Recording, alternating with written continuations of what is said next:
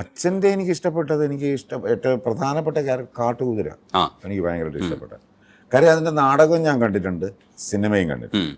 അപ്പോൾ രാജൻ പി ദേവ് ആയിരുന്നു നാടകത്തിൽ ആവേശം ചെയ്ത്, സിനിമയിൽ തിലകൻ. അപ്പോൾ ഇതിനകത്ത് നാടകവും സിനിമയും തമ്മിലുള്ള ഒരു അന്തരമുണ്ടല്ലോ, ആ ഒരു ഡിഫറൻസ് ഉണ്ട്.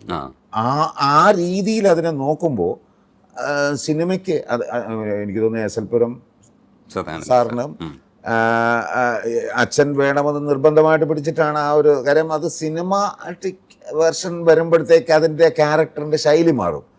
കുറച്ച് നാടകത്തിലൊരു ഇച്ചിരി പ്രകടനങ്ങളുണ്ട്, അത്രയും ഇല്ല. ഇത് ഇച്ചിരി കൺട്രോൾഡാണ് അച്ഛൻ്റെ ഒരു പെർഫോം.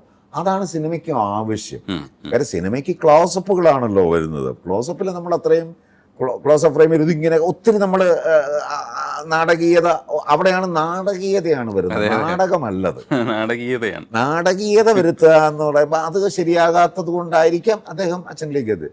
അച്ഛന് നാഷണൽ അവാർഡിന് ആ വർഷം വന്നതിൽ 3 പടങ്ങളായിരുന്നല്ലോ. ഫസ്റ്റ് സ്ഥാനത്തുണ്ടായിരുന്ന കാട്ടുകുതിര, നമ്മുടെ പി ജി വിശ്വംഭരൻ ചേട്ടൻ്റെ പടമാണെന്ന് ഓർക്കണം. കാട്ടുകുതിര, ക്ഷത്രിയൻ ആൻഡ് പെരുന്തച്ചൻ. അങ്ങനെയാണ്. അവിടുന്നാണ് ബച്ചന് അഗ്നിപഥ്